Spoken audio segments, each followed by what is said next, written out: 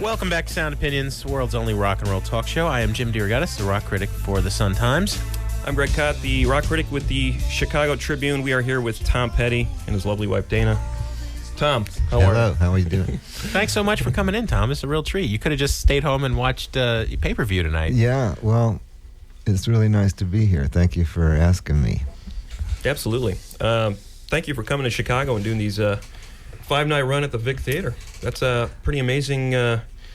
I mean, it's great to see a guy who can sell out arenas in a small place. And secondly, it's great to see you doing a set like you're doing in town. Really? You like that? Well, so Cott and I are sitting there in the balcony on Sunday night, and we're reviewing the show. And, I mean, we know a thing or three about, despite what our listeners and readers occasionally say, we know a thing or three. And we were still stumped on 1 out of 4 tunes. I mean, we're going to the Net the next day. We're going to Rock and stuff. What was that? How deep was he going for that Animals cover? That was pretty. I mean, you were pulling stuff way out of your pocket. You know, it's funny. It's just the stuff that I listen to and that we would naturally play. That's sort of what we're doing. And we're doing a few songs that are mine that I probably didn't bother to introduce that are new songs. You know?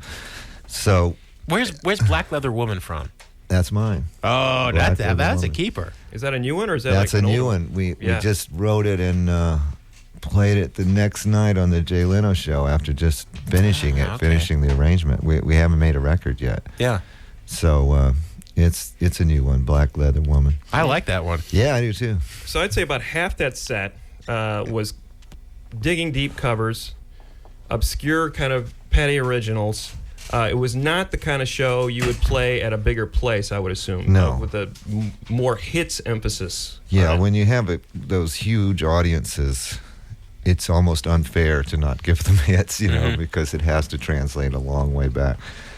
But here we're indulging ourselves a little and playing whatever we like, and that's really the reason we're doing it. It's such a liberating thing musically, and the fans out there, the audience is really being great because, for the most part, I think they get the idea and they're going along with it. Yeah. Well, they're seeing you for all intents and purposes in a club. You know, in a club setting, you know, I mean, the Vic is a mid-sized theater, but, you know, to see an act of your caliber in that kind of a room, we've had this argument with the Stones for years. Whenever Greg and I, you know, we get the 20-minute phoner with Mick or Keith, or if you're lucky, both, before they do the tour. And, you know, they've been essentially playing the same 30 songs for the last 4 tours before this one. Right. Finally, with this tour, they started to go deep. They were digging some... And they played a smaller place, too, and they had 9 or 10 songs they hadn't done before. Yeah, I noticed that. It's fun to see him play some of those older songs that were really great songs, but just weren't number one or something. You know. Yeah. I mean, you know, number twos. We love Jumpin' Jack Flash, but really, we don't ever need to hear it again in this lifetime. You know. Well, I'm not touching that. Well, speaking of the Stones, there's a heavy blues vibe in what you're doing. Was that sort of like your little? Okay, I'm coming to Chicago. The Chicago blues thing has been part of me. I'm gonna pull out some of these things. You open with a Muddy Waters song. You played some Howlin' Wolf. Well, it's all the above. I mean, it's a big part of what we listen to. Meaning, me and the Heartbreakers have come up listening to that music. We really were introduced to it through the Rolling Stones, and we made it our business to go find out what all this was. And when you listen to enough of those Chess records, you really come to love them and appreciate that sound and what was going on. So I'm interested in that at the moment. I'm interested in playing blues, and that's, I mean, loosely, we're not a blues group, we're a rock and roll group, but we're leaning that way and enjoying it. Well, when we were talking for the Sun-Times 2 weeks ago, you said you were going to investigate Chess while you were here, and were thinking about recording. Yeah, I'd love to. Yeah. And I'm hoping to do that soon. So you go in there, do it live to 2-track a lot of these songs that you're trotting out at the Vic? That'd be beautiful. I mean, because in the last couple of months, we've put down a lot of new songs. We haven't recorded them properly, but we've put them down just as writing them and putting them down. So I would have a good day's work if we could get in there. Yeah, yeah, I'd have a lot to do. Greg, do they even do recording still? I mean, it's they've got the Blues Museum, which is open like 2 hours a day. The studio is still there. I don't know if it's been used much. Yeah. But I think there still is a studio. It's kind of like almost like a museum thing. Like I think you can go to Sun. Yeah, we did. And the room is still there, and you could potentially bring in recording equipment Then and you record did there that if a you couple wanted of years to. ago, I think. We did it. We never put anything out, but we actually had a end of tour party there in Sun Studios. Wow. That must have been a blast. We wound up recording some. But I'd like to do the same thing. The room, it was such a huge part of that sound. Yeah. And if it's intact, I'd love to go in there and play. Yeah. Yeah. What about, it's interesting time because the story goes that you met Elvis when you were 10 or 11 years old, and 2 or 3 years later you saw the Beatles. You came up at an interesting time to be able to sort of catch that sort of tail end of the first rock and roll era and the first great icon, and then sort of come in through the 60s where there was all these great British invasion bands coming up and all the garage bands in America. It was very exciting. What do you remember about that first meeting with? I mean, do you actually remember meeting Elvis and what the feeling was? It's etched in my brain. Yeah, that's a staggering event in my life. It's it was kind of cosmic when I look at it now, and it's almost cliched, but when I was a kid around 61, I guess I was like 11 years old, and I had an uncle who kind of developed film and was in the film business somewhat in Gainesville, Florida. It's not a huge film, but he liked to film. He filmed the football, Hollywood East, football practice, Right. But he got hired onto an Elvis movie in some capacity, and my aunt, I remember sitting under a pine tree with no particular thought at all, at 11 years old. And my aunt pulls in and says, "You want to go see Elvis Presley?" And I had this vague memory of Elvis Presley, of some controversy in the household when I was 5 or 6 about someone who wiggled. Yeah, a little dangerous. But that's all, and then I thought, well, I've never seen a famous person. I think I'll go, and so I went, and there was this enormous, super Elvis mania in the streets kind of thing, But I'd never seen in my life, I guess no one had. Yeah. And I really remember that, and I remember him coming in white Cadillacs. There were 5 or 6 white Cadillacs. And all these guys getting out with, like, sharkskin suits, The Memphis Mafia, yeah. And they all have black pompadours and sharkskin suits, and I had never seen anything like that, and I kept saying, well, which one's Elvis? And then suddenly you go, that one's Elvis. And he came over and he said hello, and we were dutifully marched out with our uncle, and my cousins, and he said hi, and then just went into his trailer, and, oh well, which I can completely understand, It's not like he gave you the special guitar and the blessing on the head and said, "Go forth and rock, Blessing my of the son." scepter. It's not what you'd call a conversation, no. But after that, while Elvis is in the trailer, I get pretty excited, and because there are crowds of girls at the chain link fence, and they're all waving records, And eventually he came out, and they'd pass the records over the fence to somebody, and they'd pass them to Elvis, and he'd sign them, and they'd pass them back, And I thought at that moment, wow, if I just had a record, I could approach Elvis and get his autograph, Yeah. So he was there for about a week, and so when I went home, I set about this huge search to find a record, having no money whatsoever. I finally hit gold with this guy down the street who had a sister who'd gone to college in the 50s, and she had the famous box in my life that had every great rock and roll single, And I had the Whammo slingshot, the one that goes around your wrist and you fire it, made of aluminum. I traded the slingshot. This is all true. I traded the slingshot for this box of records. I never went back to see Elvis, but the records themselves completely changed my life. It was all I did from then till now. All I did was play that music. And I played it. My parents were concerned about me and stuff because I lost any interest in anything sports, else. anything. This is all I did. Yeah. I didn't play an instrument. I just listened. Yeah. And I wouldn't play an instrument until many years later. Well, several years later, when the Beatles came, suddenly everybody in the neighborhood had a guitar because it was so clear, like, this is a way out. Right. Well, the Great American Garage Explosion. Right. All right, before we get off the Elvis subject, now you know the concept of this. We're two rock critics we talk about, but on Sound Opinions, whoever's here has got to play rock critic with us. Okay. So have you heard the Lisa Marie Presley record? No. She's got a voice. Cott and I were fighting about this last week. She's got a real voice, and if you put her in front of the Heartbreakers, and she could have killed. Really? But instead it's this very overproduced LA kind of stuff. But she's got a voice and she's got attitude. Yeah, I can see the attitude. Yeah. We saw last night. We saw a TV commercial, but they wouldn't let you hear anything. They kept talking to it. So I was straining, kind of trying to hear what she sounded like. Yeah. But I mean, the commercial looked good. She said she wanted to make an alternative rock record, but they were trying to push her to this pop thing. Oh man, you gotta give up the Lisa Marie thing, Jim. I like the Lisa Marie Just record. give it up, man. I'm telling you, man. There was hope. He's Jim DeRogatis. I'm Greg Codd. We're here with Tom Petty. Yes. Sound Opinions on XRT.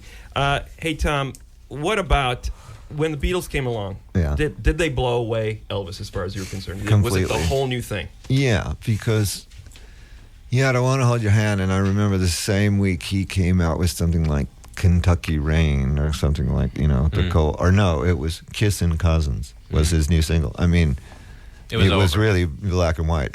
He was out, done, through. Yeah. And so was everything else that wasn't a Beatle, or from England. It really was that quick, and it was this magical thing.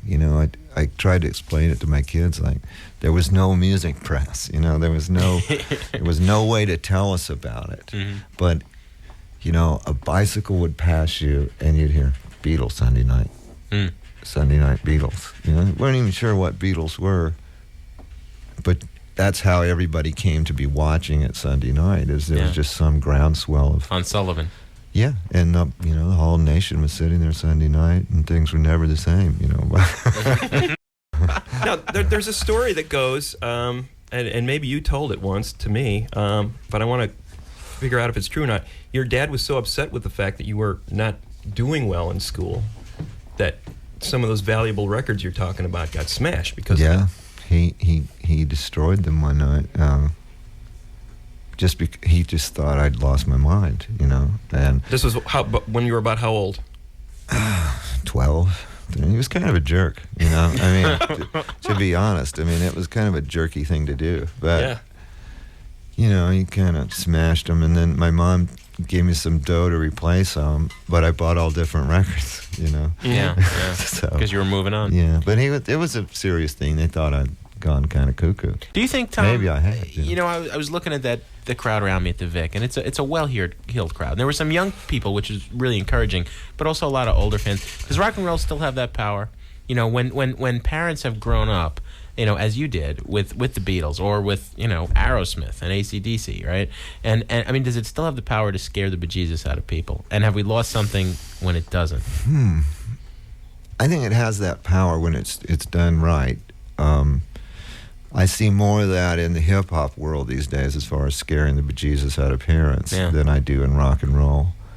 And it's kind of missing from rock and roll in a way. I mean, I think the last really dangerous group was Guns N' Roses, maybe, that really seemed dangerous and threatening, and therefore exciting. Yeah. So I haven't seen a lot of that. It seems like the newer ones are trying to be really kind of mama's boys and really, mellow, groovy kind of cats. Well, there's all that angst in the kind of new metal world. Their mom didn't treat them right, and their dad divorced, and at least they don't want to kill anybody. You were mentioning the Guns N' Roses, Tom. I'm curious about your opinion. Were they, as far as you were concerned, were they dangerous? I mean, did you think of them as I knew those guys. They were, yeah, they were damn dangerous. I mean, did you like you like them as a band? It wasn't what I listened to at home, but I did appreciate it. I thought it was good. I thought that album was really well done and really good, and I think it'll always be around. Mm-hmm. Then again, it's not what I go home and listen to, but I'm not that kind of guy. It wasn't meant for me. Yeah. So But yeah, I liked them. Axl sang with us a few times on the road.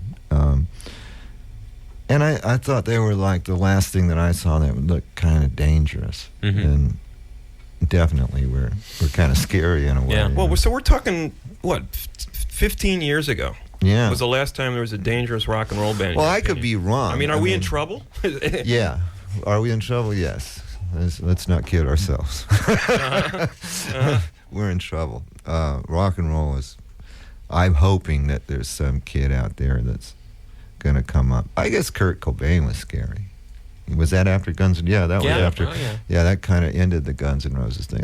He had the real thing.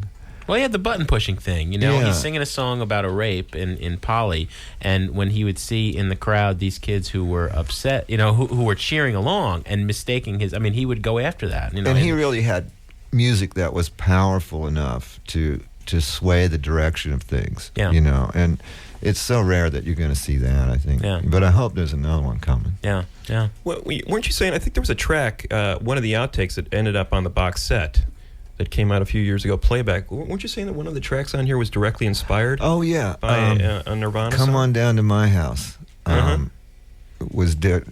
were trying to do something really loud and trashy. And that was from hearing Nirvana? Yeah. At the time? Yeah, we were pretty inspired by it. Right. We're going to have to sample that.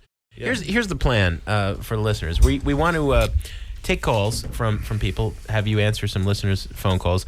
We figured we'd get our indulgent questions out of the way up top here. I love talking with you guys. Oh, well, it's about music. I told you when I was talking to you and said, "Hey, come on the show, Tom." We were decrying in part the state of radio out of Last DJ and the broader concept of that album about the state of the world. But and I said, look, we have this weird thing where for 2 hours we get to play whatever we want. So we do this thing every other week, and we have to alternate it. And Cot seems to get 2 to my 1, and I don't know how that works. But we call it the Desert Island Jukebox. Better Taste, it's called. And for 10 or 15 minutes, we'll expound on some song that changed our life that's in the Pantheon. So we just said we would let you play Desert Island Jukebox picks all night. And we'll try to do one per segment, and we got your list of tunes. We found them all, and so, but you got to be a rock critic, Tom. Okay, well, I'll be one for so you can't just do, because that's the whole rule. When people call in, they can't just say, "This tune rules, dude." I tell you, I had a funny thing this morning that my wife showed me on the internet. There was a guy that wrote in that he was going to sue me because of the show last night. That because you didn't play enough hits. He hits. had come to see the damn hits, and that if he had to listen to a night of covers, where was the Judas Priest?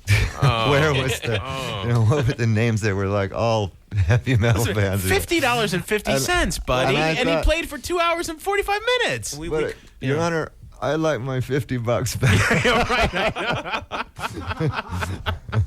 Man, it's amazing. You ought to just send it to him in an envelope, Tom. Say, "Here, buddy, go have dinner at the Sizzler, okay? Congratulations." And you know what? It keeps coming back to us that's what the fans want to hear. We keep berating the Stones. The same 20 songs every time. Why, Mick? Why, Keith? Well, that's what the fans demand. They want that. They say that. If you look at it as an art form, which I guess maybe we're deluded in thinking so. That to us, what you did on Sunday night was the kind of show we want to see everybody do, where they surprised the hell out of us with every third song. You were taking chances. There were times you could have fallen flat on your face, right? And probably did. But there were some real train wrecks up there that first night. Really? It did not seem that way from where we were sitting. I was throwing the band curves, I was really throwing some sliders there like that they weren't prepared for and didn't think we'd do. You have got those guys tight. I mean, you snap your fingers and Steve Ferroni is shifting gears 180 degrees. Yeah, well, we worked really hard at that. It's got to follow me, and you got to trust me that I'm going to lead you to the right place. Do you ever look over at Campbell or Benmont and have your mind blown? I mean, you've been playing with them forever, but I mean, those guys are so damn good. Constantly. Last night, Campbell, I was just watching him going, God, how does he do this? How does he do that? Yeah. That's the best thing being at close range is seeing the smile on your face when Campbell's doing a solo or something. You were looking over there on Sunday night, and we could just say, like, he's digging this, because Campbell's playing this solo. And Benmont going off on that Alan Price Farfisa solo on the Atlas tune. See, I didn't know he's going to do that. And, when he does it, it's kind of like, it just races through my head. Boy, I like that. And you have the best seat in the house. Yeah. Right. And Scott Thurston, where the heck? Last question about the band, channeling the whole Roy Orbison thing. Because of Traveling Wilburys. Leroy Where the hell Orbison. did he get there? I mean, it's amazing. I mean, it's a hard part. I mean, what do you got to draw the short straw? Okay, you get the Roy Orbison part.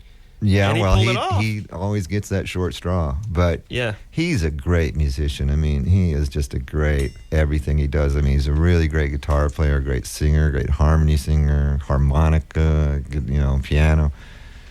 And, he has a long history. I mean, he started out with Iggy and the Stooges, was a long time back. And then he went on to the Ike and Tina Turner Review, played with that, and then the Motels, I think, and then he went on to produce Jackson Browne, and then and we met him, and we never let him go. I had no idea. Did you know he was a Stooge?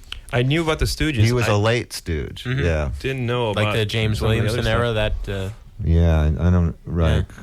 Somebody had gone, and he came in, and that might have been I Got It Right, that period, like right after when it was kind of he falling wrote apart. he wrote things like "I'm Bored" and all these kind of early Iggy songs. Right. Those are bragging rights. Yeah, man.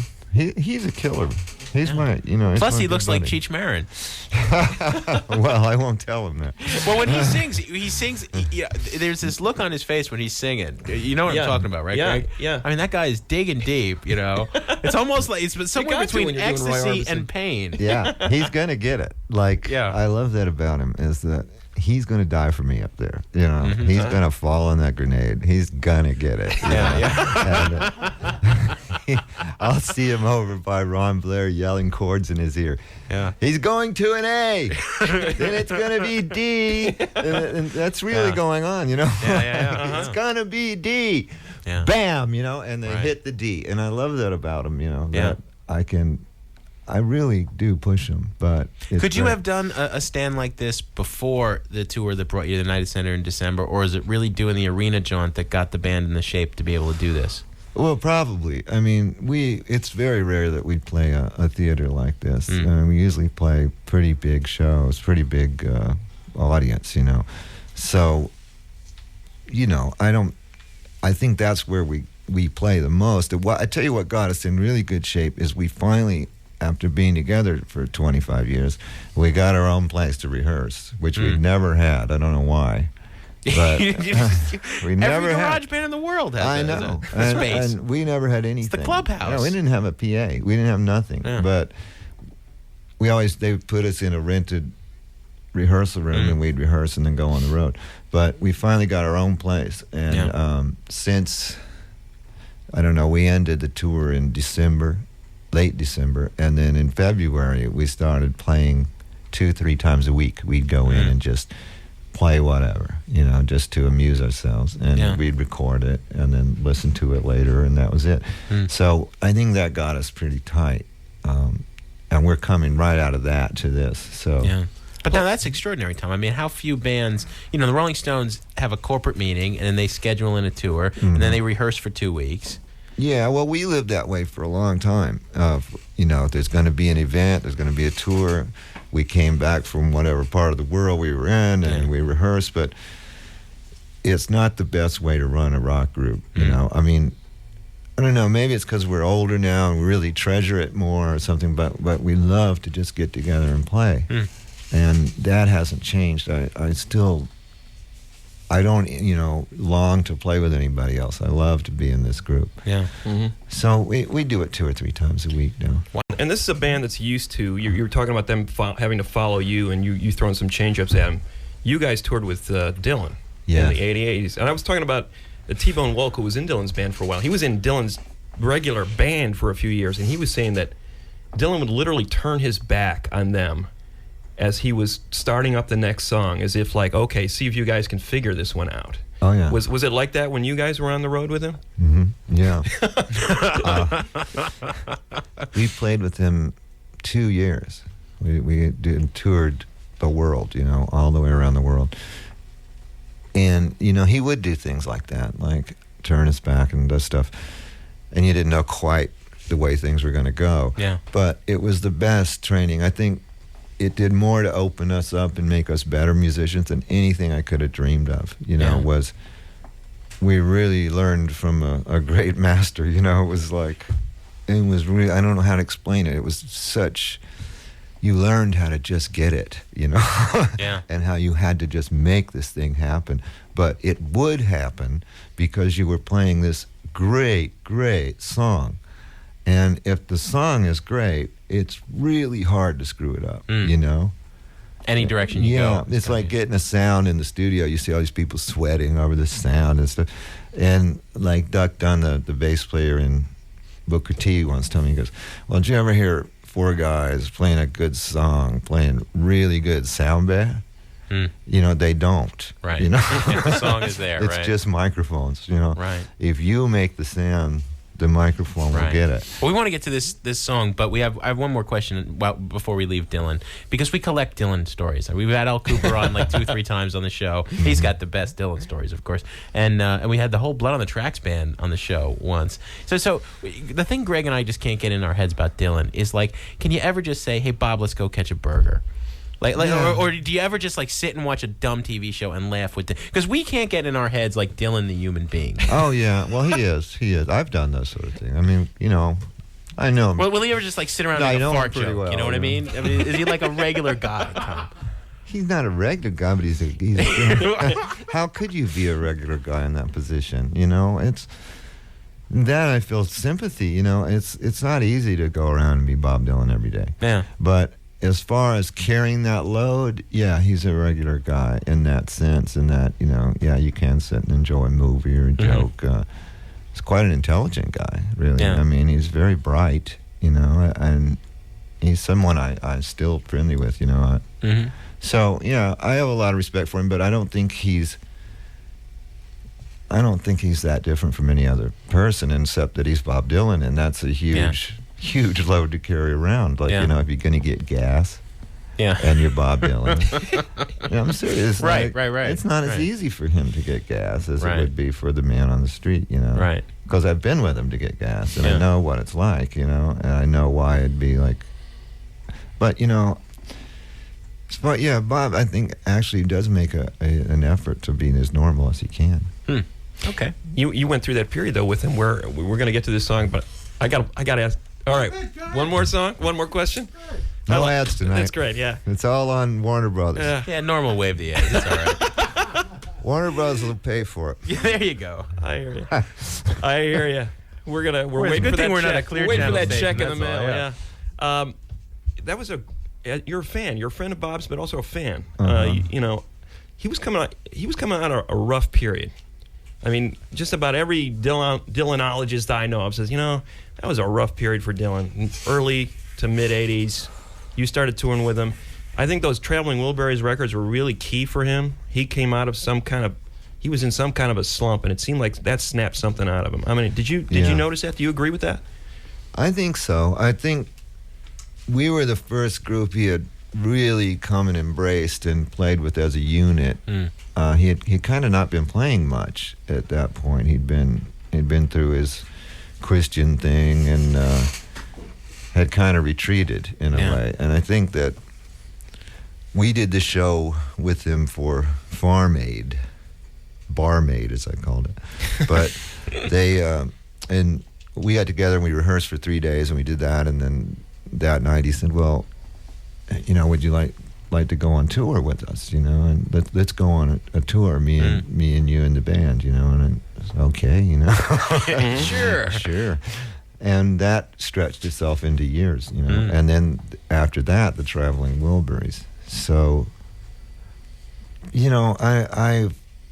it's unusual to know someone and be a fan, because like in the Wilburys, if I had let myself be a fan, I wouldn't really have been of any use to anyone there. Right.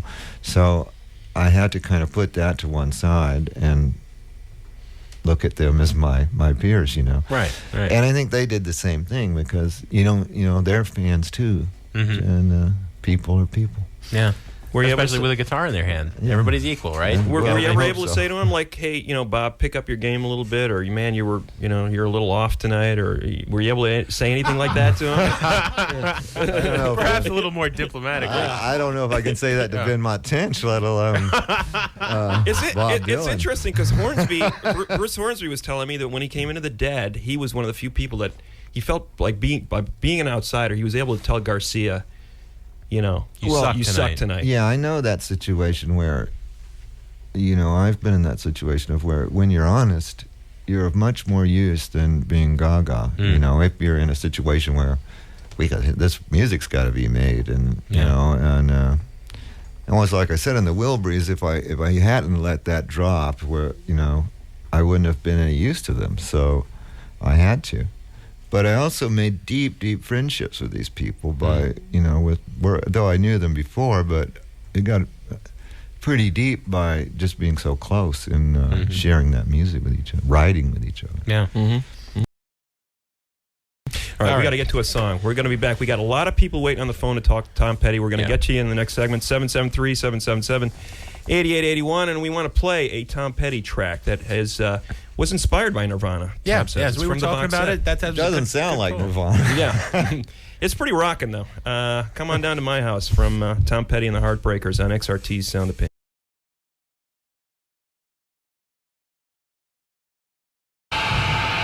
Come on down to my house from Tom Petty and the Heartbreakers from the Playback 6-disc. God, it's unbelievable. 6-disc box set. Three of those discs are, I believe, are material that you'd never put out in any shape or form before, right? Mm-hmm. It's one of the only platinum box sets. Yeah. And I think that's because it had so many unreleased songs. Extra stuff. But some of those are really... one disc, shouldn't have been an album. So I think it's some of our best stuff, and I can't imagine. How did that stuff not get released? I don't know. That song right there should have been the lead track on your next album. I have this aversion to listening to myself. I can never listen to the records because I hear them so much when I'm making them. But my wife made me listen to that box set, those couple of discs. Recently in the car, no, you're going to listen to this.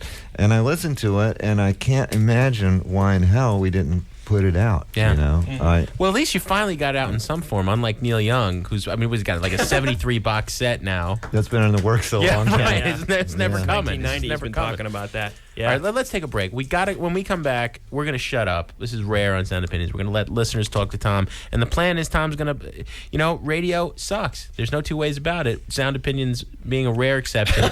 We are going to turn this radio show over to you, let you do some Desert Island Jukebox picks. Okay. Yeah, absolutely. Play music and tell us what you like about it. Okay. 773-777-8881. There's a bunch of you holding. We're going to get you on after this break with Tom Petty on XRT's Sound Opinions.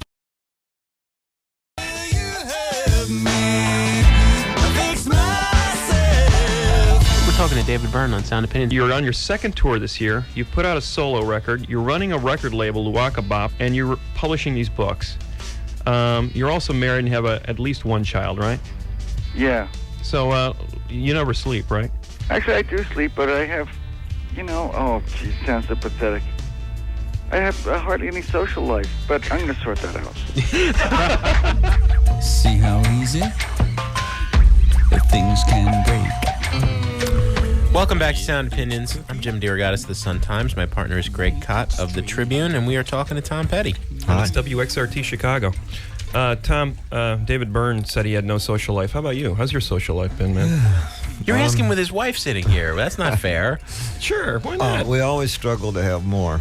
I think our social life is getting better than it used to be, but we are very busy. But, our social structure is kind of built around the band and, the people we work with. But any chance I get to kind of mingle and meet people, I go for it, but it's not as much as you'd think. What's the least rock and roll thing you do for fun? The least rock and roll thing? Yeah, like Neil Young has his Lionel Trains, right? Oh, yeah, and you I just don't know. I don't really have anything like that. I think we got to ask your wife. Dana's here. Come on, Dana. Boogie boarding, I think. Boogie boarding. I like to to boogie board and ride my boogie board in the waves. All right. That's pretty rock and roll, though. That's rock and roll. Is it? Yeah. I'm thinking like Martha Stewart gardening or something, you know? I do have an interest in gardening. Only in the broadest sense, you know. I like to stand there and tell them where to put the rocks, and Yeah. You don't want to do anything. do you think you could put a tree over there? I like home repair, but I like watching Norm do it. Yeah, I don't actually want to dig or anything, but I like to. I love the garden and being outside and stuff. Pick that up from your pal George Harrison, I bet.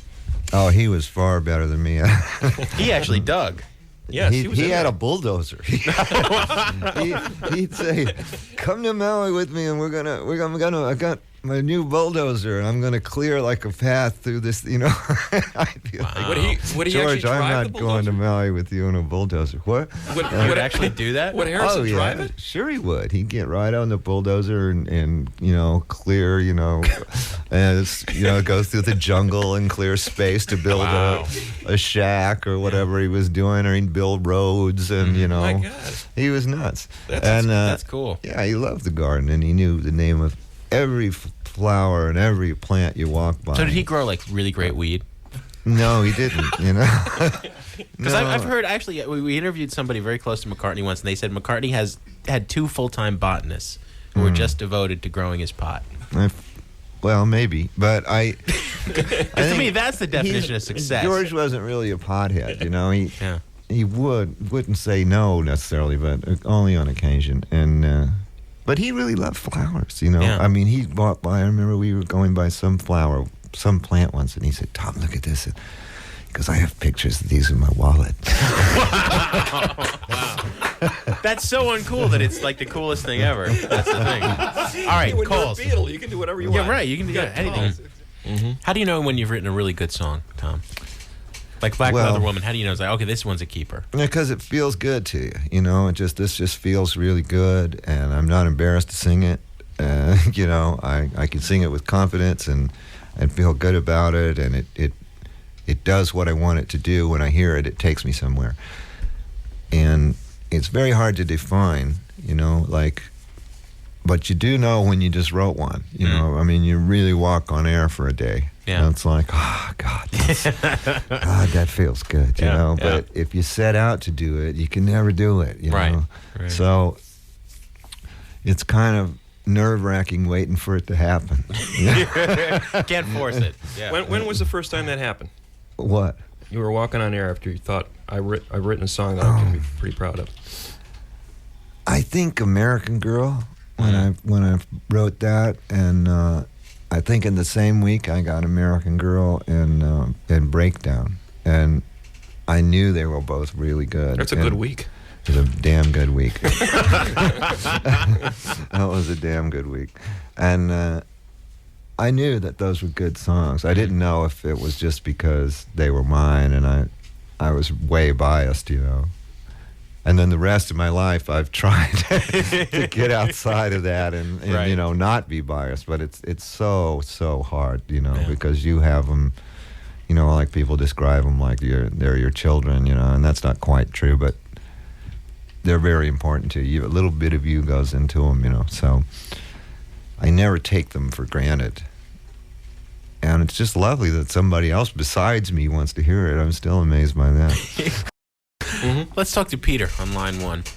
Hey, Peter, thanks for holding on for so long. You're on Sound Opinions with Tom Petty. No problem. Thanks for taking the call. I appreciate it.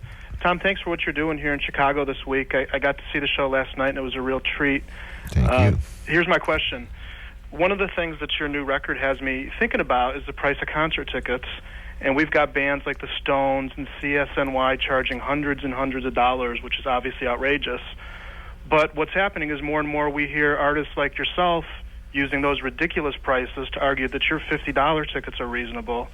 And when a band like Pearl Jam is coming to Chicago this summer and playing the United Center for $35, don't you think that even $50 is too much to be charging your fans? Oh, I don't know. I wish I could charge $5, but charging $50 is not outrageous when you consider what it costs now to take a show out. You got to take 60 people with you if you're going to play the venues we're playing, and that's modest. And then you got, the cost of promotion and travel, and by the time you add it up, it's not a great amount, We're already foregoing, let's put it this way, I'm foregoing millions of dollars charging $50. Mm-hmm. I think that's really big of me. Well, you and I talked about this when we were talking for the Sun Times. I had that fight with David Crosby. He just wouldn't give it up with me. He just wouldn't even admit that it was a valid question to ask. Like, David, how can you charge $258.75? He's probably embarrassed. That's a lot, and God forbid I go into that, and try to get in their business. I'm not gonna. It's their business if they want to. We've taken it, with our shows. I don't want them priced for the elite only. I'd like them priced at a range that, most people could afford to go see it. Yeah. And that's what we're trying to do. $50 is a lot of money for anything. And if I could charge less, I would, but... Well, it seems to me, but Pearl Jam's been around, what, like 11, 12 years? You're right. And they're charging $35. You've been around going on 3 decades. Yeah. So for $15 more... Well, maybe, I don't know what Pearl Jam's scene is, but that's what it costs for us to go out and make any profit. Yeah. But it's like I said, I'm foregoing a lot of dough. So, if $50 is too much, don't come. That's all I can do. Yeah, I remember when Mellencamp, who's another guy, claims to, be concerned about his fans, played the Park West, did a similar thing, played a run of shows at the Park West, and he justified a $100 ticket price by the idea that he was playing a small venue. The Stones say they're playing a small venue like the United Center, which to them is small, and they were charging up to $350. So you have different standards here on what a small show like the one you're doing here at the Vic should charge. $50 to see a guy who's got 3 decades worth of hits in a small venue. It sounds like a pretty good deal. I think it is. I think it's a fair deal. And over the years, Beatle tickets were $5 in my day. So you have to, as the years go by, things get more and more expensive, and the cost of living goes up. So I don't know. I think $50 is fair, and I'm going to try to hold it, but I can't guarantee that that in a few years it won't be more. Because the people that work for me are going to charge me more, whether I want to be noble or not. They're going to say, "Well, hell, I don't care. It's going to be more." Yeah. It's going to cost more to get your trucks out. It's going to cost more for the plane. Well, there's all those mundane things like insurance. Hell yes, you got to insure it all, and that's really not, that's not a small expense. Right. But the thing is that some kid in Schaumburg, who's picking up a guitar and learning to play American Girl for the first time, that $50 is not out of his range, or her range. Whereas, $300 to see the Stones. How do you come up with that? I think about when I was, 17. I could have come up with that. It would have been a sacrifice, but music is my life. I'm going to be able to come to this show. But that leap 6 times more is just impossible to do. Yeah. Well, yeah, I don't know their situation, the Stones. I don't know why that is. I don't know. I don't know why that happens. Maybe they're not even that in touch with it. I don't know. I never talked to Mick about his ticket prices, Yeah. And it's really none of my business, to be honest. Right. So, well, we get to ask those kind of questions. You can do it. Yeah. All right, another call. Let's take another call. Let's talk to Rebecca on line 2, Matt. Rebecca, welcome to Sound Opinions. You got a question for Tom Petty? I do. Hi, guys. Hi, Tom. Hi, Hello. Dana. I am wondering, Tom, I have grown up on your music. You've written the soundtrack to my life, essentially. I grew up half my life in Florida, and I feel very lucky. I went to the show last night, and I live right around the corner from the Vic Theatre, which makes me want to ask, why Chicago? Of all the cities in the whole country, why here? Well, there's a couple reasons. What brought us to Chicago in the first place is the taping of a television show for PBS next week. Or maybe it's, I don't know, in 4 or 5 days. And then we started thinking, well, we've been in this kind of blues frame of mind lately. listening to a lot of chess records that came out of Chicago and VJ, and there were so many great records made here. And we thought, well, it might be fun to go in a small place and play for, 5-6 days before we go into this television show. And we'd go into it with a different frame of mind. We like Chicago. It's got a lot of musical history. And so there we are. We're here. Thanks, Rebecca. Let's go to Linda on line 3. It's 773-777-8881. We're talking with Tom Petty on Sound Opinions. Linda, you're on with Tom.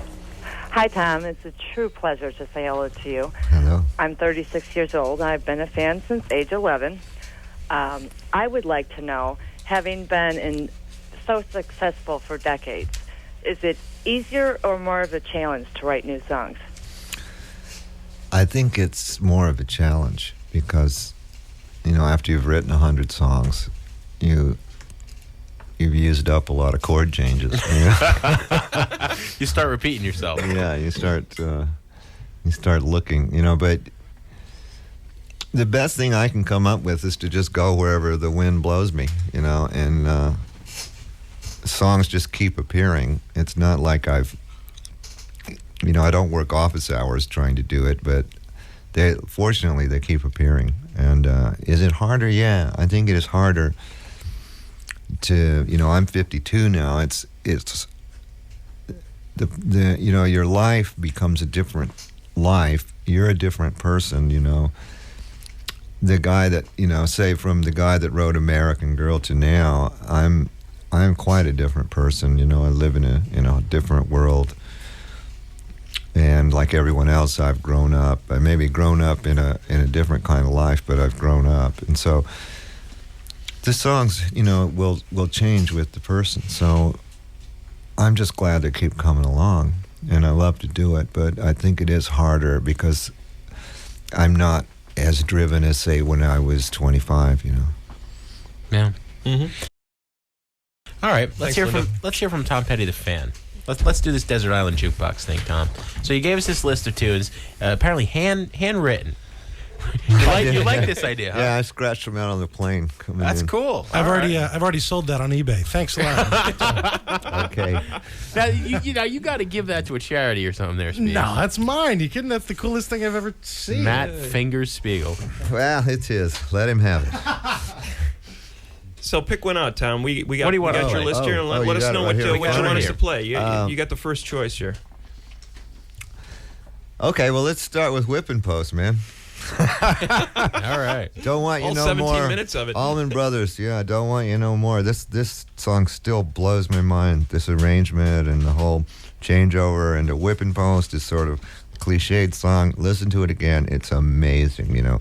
I used to see this group when I was a teenager. I went to dances where they were playing. The Allmans, even before they had the Allman Brothers, when they had the Hourglass and the Escorts. They're just tremendous Now, the musicians. Escorts were Greg and Dwayne Allman, and Yes. that was like a Beatles cover band, right? Right. They were one of the first groups I ever saw, and they'd play like American Legion If you're Hall. from the South, you had to see the Allman Brothers, right? Yeah, they were from Daytona Beach, so Greg and Dwayne were well known all around that area, and they were just. It was only years later that I realized there weren't people like that everywhere. But who knew? But, Was there a special resonance in them being Southerners, fellow Southerners?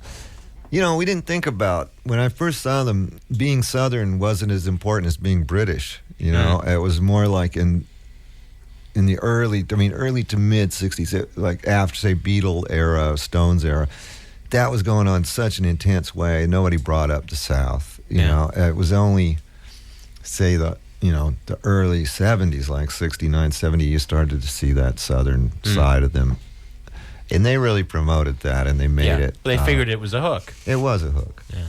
I actually left the South because every group sounded like the Allman Brothers. Yeah.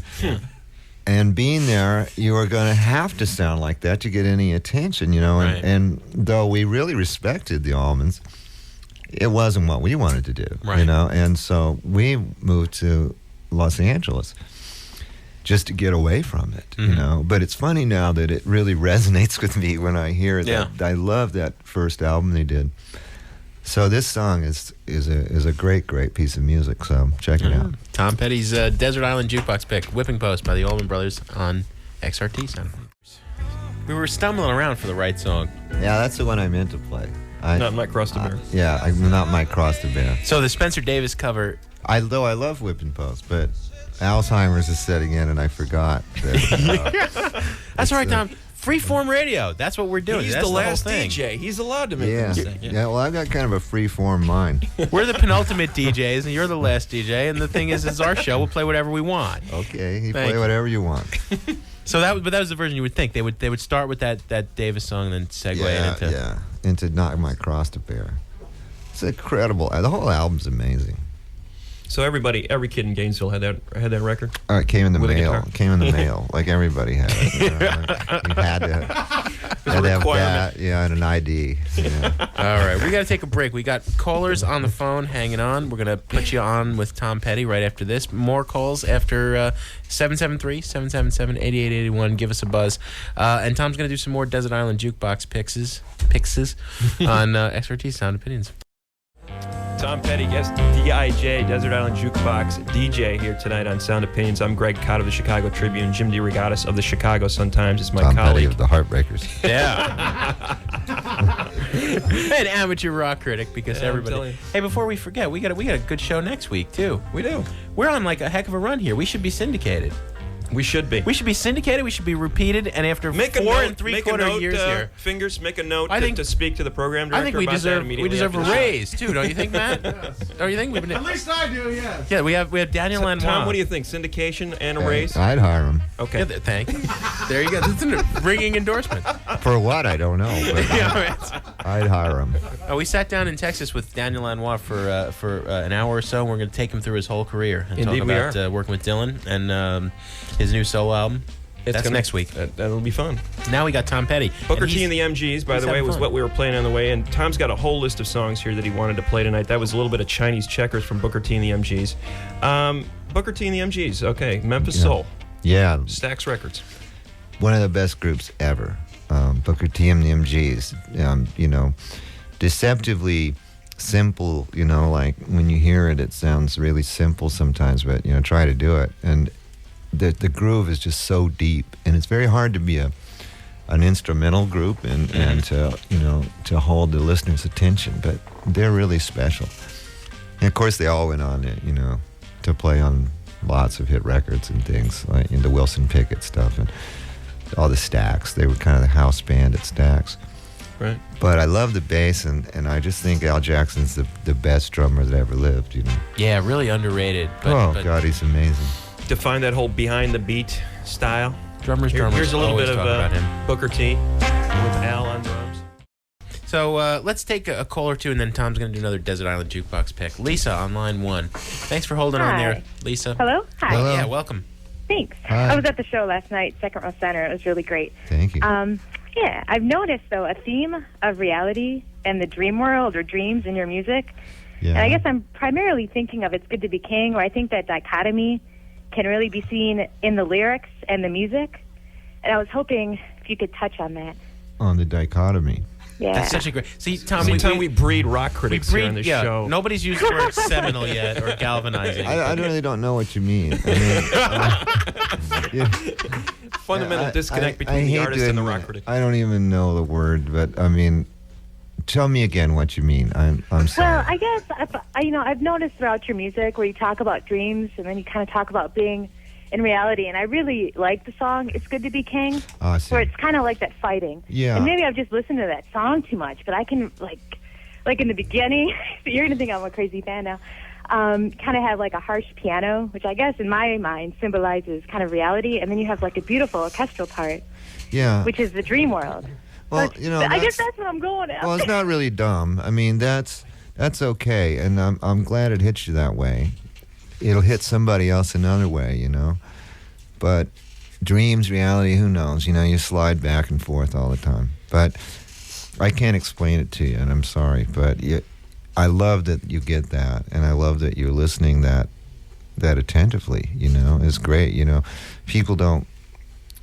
I don't know if they listen to music is that way anymore, but I listen to it like I watch a movie. It's just as good. It takes your attention. But if you're hearing things in the piano that send you a message, that's what it's all about. How do you stand on videos, Tom? A lot of hardcore music purists, and I'd say I feel this way myself. I've seen some brilliant videos. Don't Come Around Here No More is way on the top of one of my lists of the all-time greats. But I always feel like the movie I can come up with in my head to a song is a million times better than the one that's going to be imposed on me. Absolutely. And then I'm kind of being deprived of that by having this image shoved down my throat. Well, yeah, I felt that a lot, and I'm still in two minds about videos because at best they're an art form. Usually they're a promotional device, Yeah.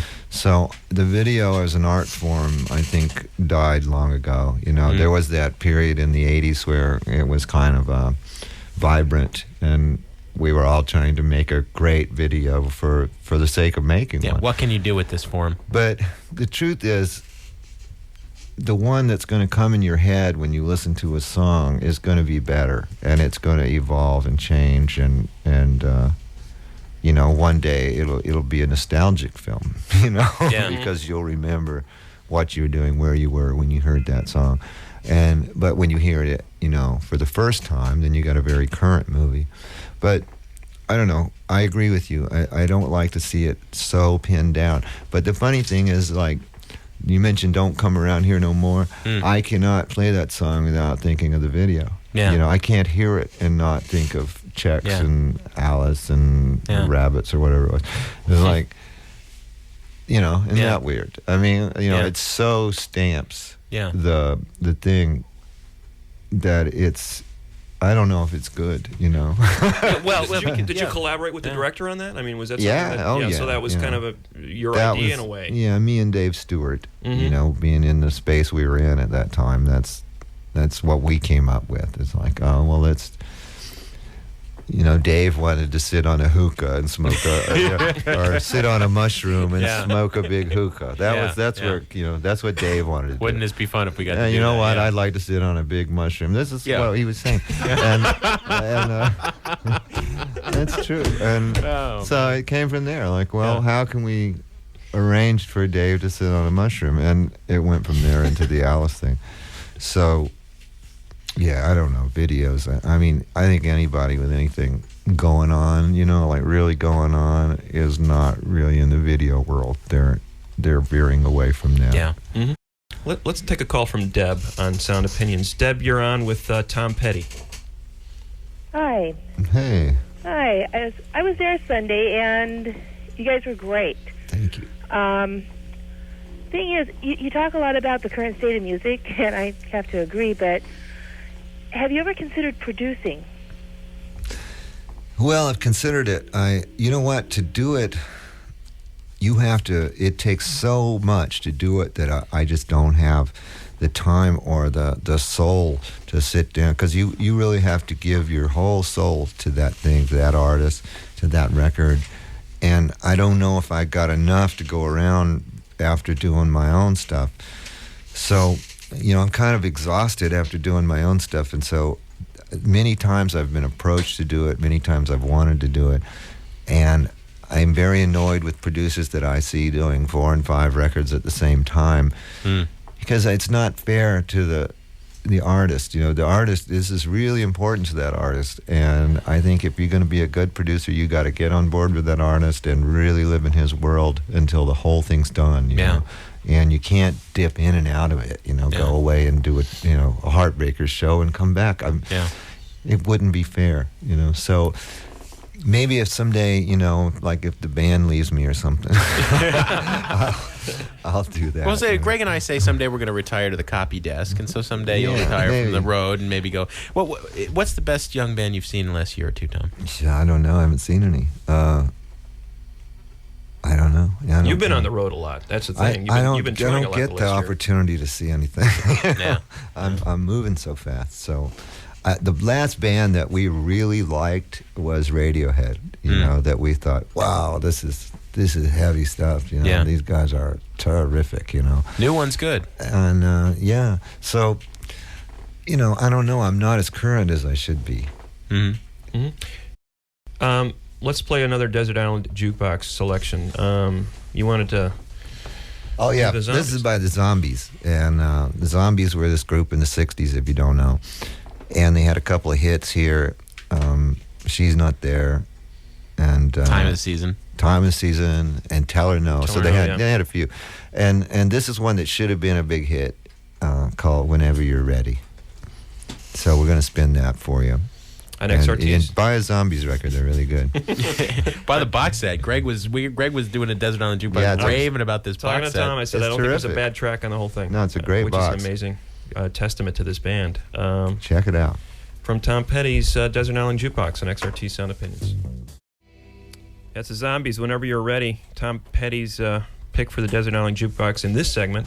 And Tom, you saw them in '65, which I believe is their only North American tour ever. Yeah, I think it was, and I was just lucky enough to see them on a package show in Jacksonville, Florida, in '65.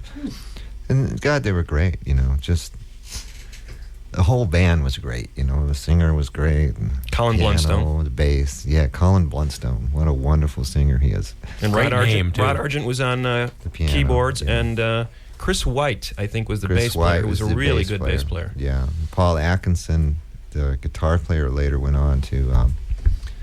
He was at MCA Records in the A&R department I guess he's at Capitol now. So, you know, they were just a great group. And if you don't know them, they're worth looking into. Zombies. Cool.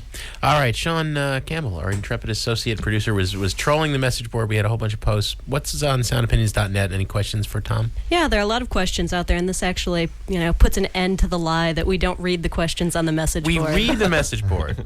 So, a question that popped up a lot, actually, was the idea that, do you see any contradiction between, in the new record, The Last DJ, critiquing the music industry and major labels and corporate radio and recording for a major label and being played on commercial radio? Yeah, people were hung up on that.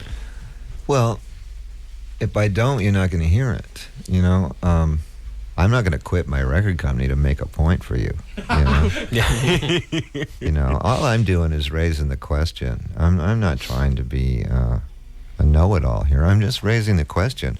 Well, you know, and yes, who isn't involved with corporate in some way?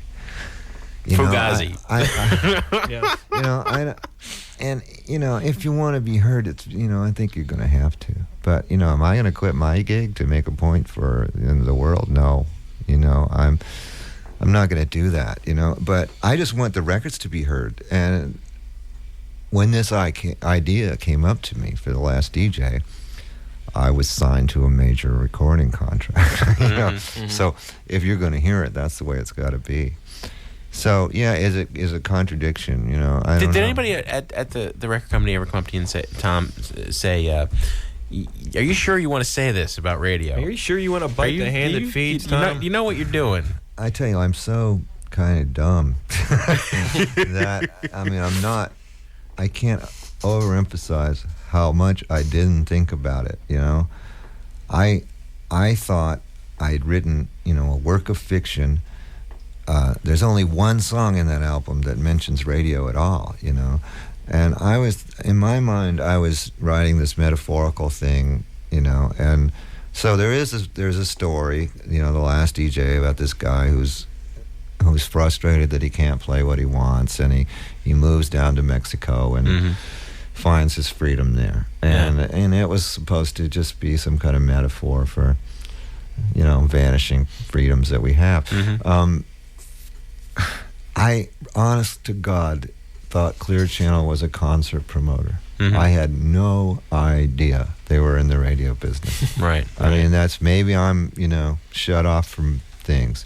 I had no idea that they even had a radio station until somebody said, hey, you've just been banned by Clear Channel. Right. And that's when I went, what's a Clear Channel? You know.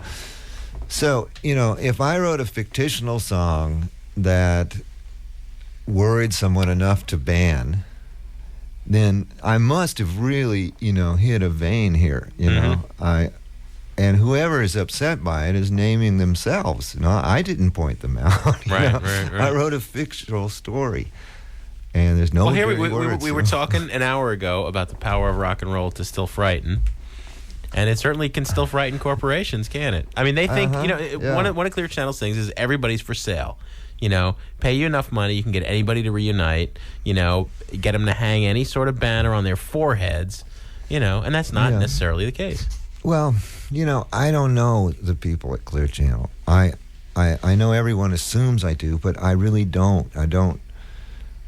I innocently wrote a song that I think is a good song, but I had no idea it would stir this kind of controversy. And the conclusion I come to from it all is that, maybe things are even worse than I thought, because I had no idea people would rear up and feel that I was aiming this at them.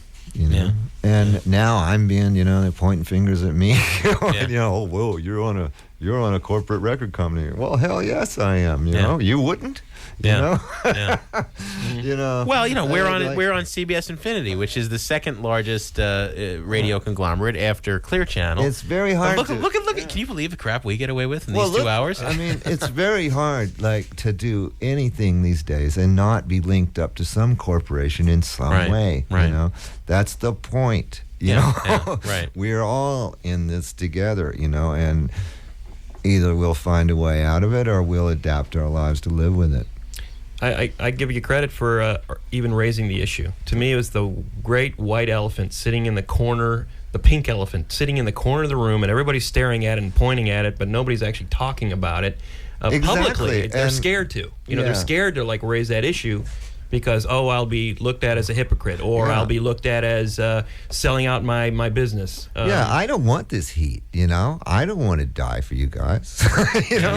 I don't want the heat, but I can't help but feel like, I could have gone and done Refugee Part 2, I didn't have to do this, I did it because I was thinking about it, and those are the songs that came out. And but it's interesting. I mean, there was a tradition in rock and roll. We played under assistant West Coast promo man. Or in 1965, Rolling Stones were making.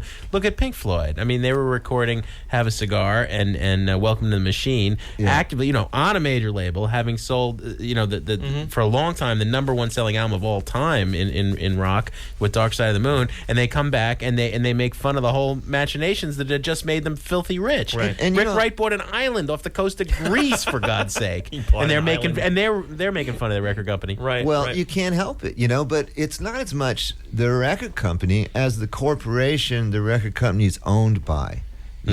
That's the trouble. Those are the scary guys. Those that people don't understand. They think you're paranoid or weird, but there's some scary people in those tall towers. And there's some scary things planned for us all. Yeah, well, when you have these French and German conglomerates and Japanese companies that where are a CD now is owning. just a widget, basically. So all I'm doing is being, a guy with a guitar who brought the question up. Well, it's been great because pages and pages of response just on our message board, and people it talking. prompted a great discussion, right, Sean? I've never done anything that got people so worked up. I mean, I can't believe it. I stare at it in amazement every day. There's some other thing that comes at me like I'm in charge of this. Suddenly you're Madonna or something. I'm not. I'm just a musician. He doesn't look like Madonna. Can we move from corporate controversy now to political controversy or Sure. potential? Another question. Another message board boy. question. Poster wanted to know your stance on the war and whether it had inspired you to write any new music in relation to the political situation. No, it didn't inspire me to write any music. My stance on war has always been, I kind of look at it, like Buddha said, I think one of you guys printed it in the paper. Yeah, you said this the other day to me. It's, you can't win through hate, violence begets violence, and love is the answer, and that's, like I said, it's very cliched, but it's cliched for a reason. And so, I believe that. Do I support the soldiers out there? Of course I do. I would always look at war as a as a last solution, But do I understand it any more than anybody else? I don't know. Did it have to be done? I don't know. I really don't know. So have I got to take their word for it? Yes, and so, but I'm not, I don't have, I wouldn't have gone for it if I'd had the choice, no. So, Tom, you made this point to me when we talked for the paper. You were inspired to sit down and write about the LA riots, and you recorded that song in quick turnaround, still making money for charities in LA today. What was it about that? Was it that being in your backyard, or you felt you had something unique to say about that, as opposed to like Mellencamp sat down, REM sat down? We've had all these artists not getting played on radio, but floating songs on the net about the Iraqi war just in the last 3 weeks. Oh, yeah? I don't know. It just didn't hit me to write about it. Yeah. I saw it coming and saw it building and coming along very slowly, and it was just very sad when it actually happened. And it's like I say, I don't really know. Maybe it had to happen, but in a perfect world, you wish that it wouldn't. But it's not a perfect world. But I don't think I felt clear enough on it to really write anything. Yeah. I don't think I really was passionate one way or the other. I didn't want it to happen. And when you wrote about L.A.? Oh, there I was sitting in the middle of it, and I was worried. I wanted that word on the air, I wanted peace to be said a lot, you know, and I was particularly proud of doing that because it did go on the air and it did play a lot and it did raise a lot of money, for the very people that were upset, you know, and still does. Let's identify the song. Peace in L.A. Mm-hmm. Peace in L.A. And so I did act fast in that one, but this wasn't the same thing to me because it came along slowly. Maybe if I'd been, standing in the street in Iraq or living there, I would have immediately written something because I'd have been so moved by it. Yeah. I think I was just saddened by this. And what's really making me sad is to see the way, that, first of all, these country guys that are writing these let's go kick their ass kind of songs. Darryl Worley and Clint Black. That's really sad. Yeah. That's really sad that it's 2000 and, whatever. And 2003. and he's been on the road a long time. And Tom, you need a break, man. Where that's dumb, are you that dumb that you don't know any better than, and I know what year it is if I think for and, but, that's sad to me. And it's sad that people would boycott the Dixie Chicks, the poor little Dixie Chicks, just for saying something, saying like they felt one way or the other. It's heavy duty. That's like, it's really Joe McCarthy stuff. Well, it was Clear Channel that led the boycott. Clear Channel. Oh, they always boycott everything. Well, that's what I'm saying. I think what we ought to have is a Clear Channel boycott-a-palooza. Yeah. Now, you and the Dixie Chicks, and you get the whole. Everybody's been banned by Clear Channel. You can go play all the 3 non-Clear Channel venues left in America. Maybe they could ban themselves. They could just ban themselves right now. There you go. You can't come to work today because you're banned. We have got to take a break. And when we come back, we'll try to get a little more music in from Tom and then bid him farewell. And it's been a real pleasure. You're listening to XRT Sound Opinions. Welcome back to XRT Sound Opinions. I'm Greg Cott of the Chicago Tribune. He's Jim DeRogatis of the Chicago Sun-Times. And he's Tom Petty of Tom Petty and the Heartbreakers. Every day. Tom has been regaling us with stories and also music. That was Dusty Springfield. That was a interruption from outer space. Clear Channel, man. Yeah. They're beaming the satellite on us. Well, Tom, you got to tell me the story because I was just kidding Tom about, for my high school paper, I reviewed his very first album, and that is the one with the ridiculous bullet bandolier bearing Tom Petty. I mean, the cool record, great record, Breakdown and American Girl, and then it's ruined by this cover with this guy with this bullet bandolier. So you got to tell me the story. How you got I blame that entirely on Stan Lynch, our drummer, the first Heartbreakers drummer. He was wearing this belt of some kind of machine gun shells or something. Wow, that's scary. He was kind of a scary guy. Yeah, he still is. And I mean that, and all love and whatever, LA stuff. Stan, But, he said, "Oh, here, and try this," and he took his belt off and threw it over my shoulder. And, the photographer thought, "Oh, hey, that's good. Let's get a couple of And, being naive and just hit town sort of thing. Yeah. The new kid That's in LA. the one they're going to use. I went for it, and that's the one they use. Yeah. So forever I've had to... And you became a punk rock new waver as a result of that image. Just because I had the motorcycle jacket on. And they immediately associated us with punk rock.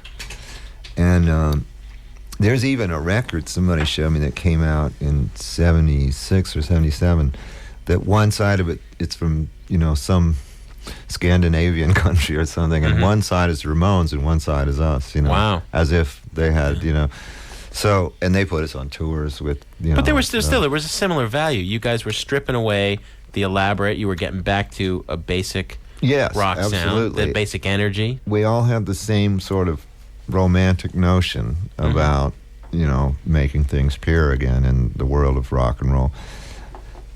But, we weren't really what you'd call a punk rock group. I mean, in the classic sense. Yeah. So I always had the feeling that new wave term came up because they didn't know where to put us, and a few others. Right. They didn't really know where to drop us. Right. We weren't Fleetwood Mac, but we weren't the Sex Pistols. So they invented this corny term, new wave, which can mean anything. Right. What did Lester Bangs say about your first album? I can quote it. He said, these guys are so wet behind their ears, it takes scuba gear to get through side 2. We were talking about this, Greg. Wow. You were in the bathroom. We don't know what that means. I don't know what it means. I don't know. That's great. I'm flummoxed. That's a great review because nobody knows what it means. God knows we pondered it for a long time. Oh, my God. Probably much longer than Lester took to write it. Hey, Tom, I got to ask you, before we let you go, it seems to me a lot of your best work, I can think of definitely Damn the Torpedoes came out of a very bad period in your life where you were fighting your record company. I think you were declared bankruptcy at that point or something like that. And it was a very tough period. You wrote all these great songs inspired by that. There have been other points in your life. Your house burned down. You crushed your hand. Didn't think you could play guitar anymore. Your first marriage broke up. Did that stuff inspire great songwriting? Pain, tragedy, inspiring songwriting. That brings us back to where we started with the blues, right?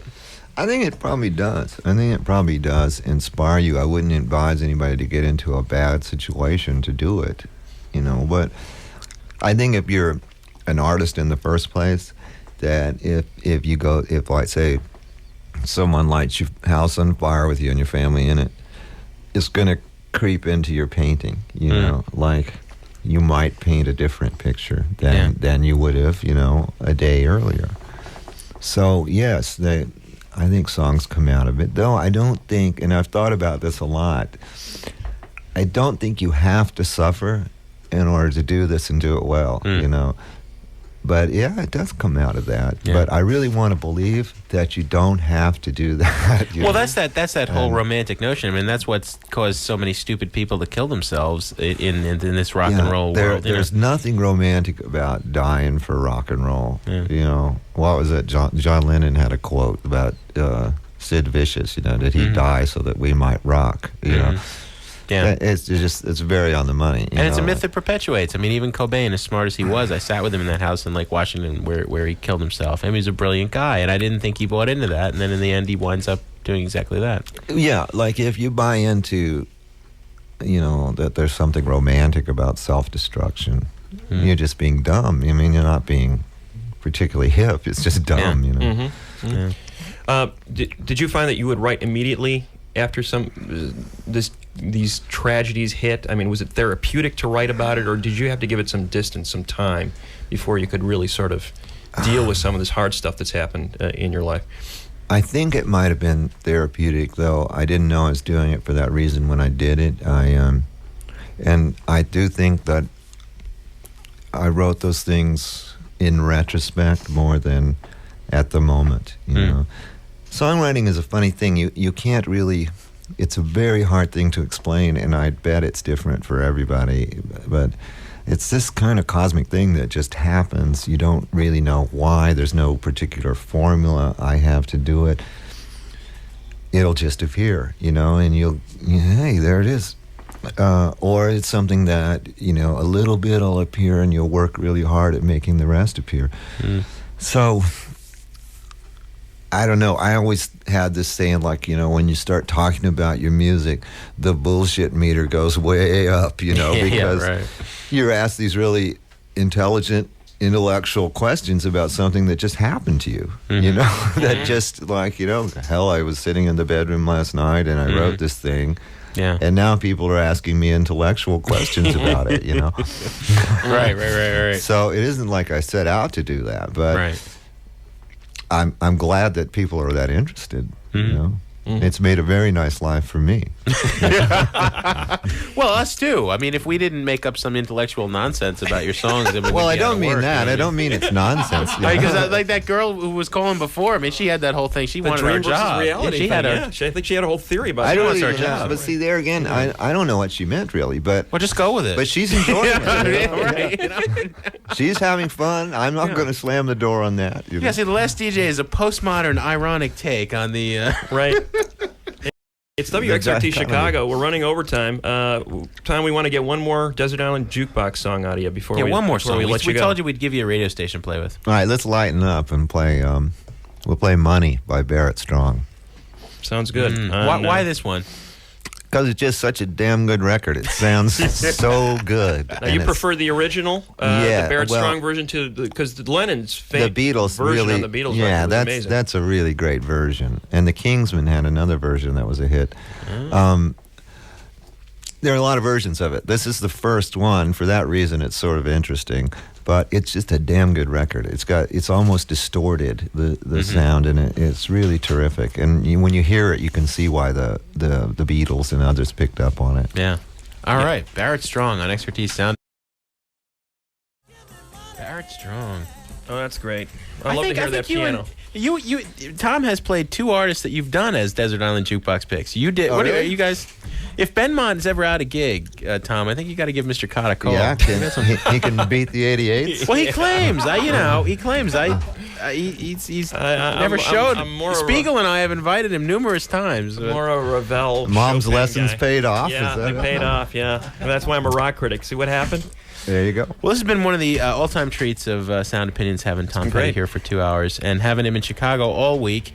And Randy King and the folks at TTW, boy, you're going to be in great shape by the time you go in to film Soundstage. Yeah, that's going to be fun to do the TV thing. And yeah, we will be. I'm enjoying this. I mean, I'm only 2 shows into it, but it's really been great so far. Very cool. Tom, thank you. We can't thank you enough. Thanks to Mitch Schneider and your management and everybody who made this happen. Thank you. Kenny Sumpka's up next. Matt Fingerspiegel on the board, as always. Sean Campbell, our associate producer. What do we got next week? Daniel Lanois is next week. An in-depth interview. Very similar to what we did with Mr. Petty tonight. Yeah. Daniel Lanois and Alvin the Chipmunk will be in on the following week. Actually, we're going to have Tom host next David week. I think so. He'll be in Chicago still, I think. Yeah, you might just be hanging. You can come back, at the end of the... Right. Whenever you want. Exactly, anytime. He's invited back. I anytime. may need a job if things keep going this way. Yeah, well, us too. You think we, like I said, we're consistently getting away with this by the skin of our teeth. Each week we count the days. Okay, are we going to be on next week? Maybe not. Who knows? Good thing we have a day job, Greg. Yeah, absolutely. Daniel Lanois next week. We want to thank Tom, Dana. Thanks for coming in. We really appreciate it. It was a pleasure to have you here. Great to be here. And Sound Opinions will be back next week. Ken Sumpka is next. Thanks for listening, folks. Bye.